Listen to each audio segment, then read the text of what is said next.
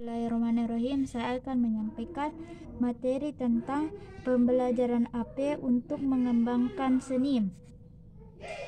Menurut Carol Shepard dan Barbara A. Wasik, ada 4 komponen seni bahasa, yaitu mendengarkan, berbicara, membaca, dan menulis. Agar perkembangan bahasa dapat berjalan dengan maka keempat komponen seni berbahasa tersebut haruslah terstimulus dengan baik pula, tidak terkecuali komponen membaca, karena membaca adalah salah satu jendela dan modal penting bagi anak untuk dapat mengenal sekitarnya.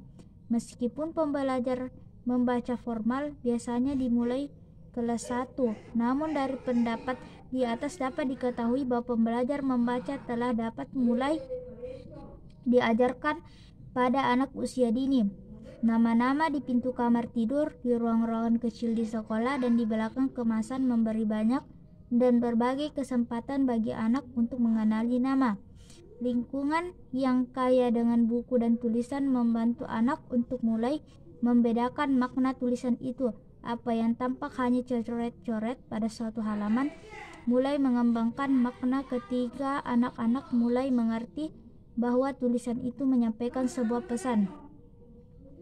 Anak-anak belajar mengenali huruf-huruf dan kata-kata, dan akhirnya menjadi sadar akan berhubungan antara bunyi huruf dan kata-kata.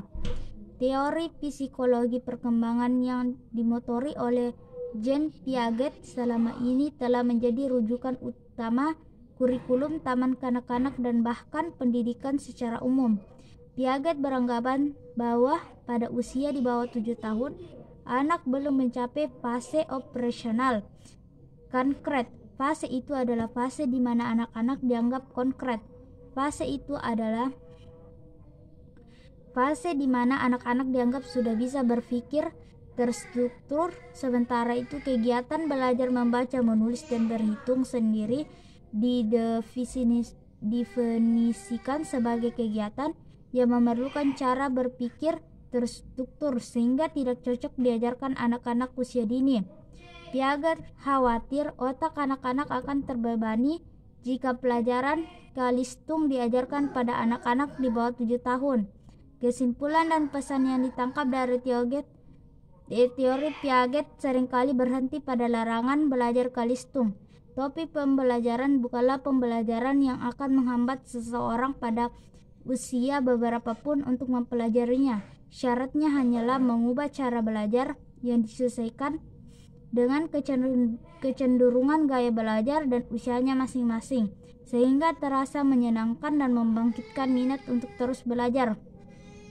Yang kedua, belajar membaca, menulis, berhitung, dan bahkan sains kini sudah tidak lagi dianggap tabu dalam pendidikan anak usia dini. Persoalan terpenting adalah merekonstruksi cara untuk mempelajari sehingga anak-anak menganggap kegiatan belajar mereka tak ubahnya seperti bermain dan bahkan memang berbentuk sebuah permainan, karena dunia anak adalah bermain. Esensi bermain meliputi perasaan senang, demokratis, aktif, dan tidak terpaksa dan merdeka.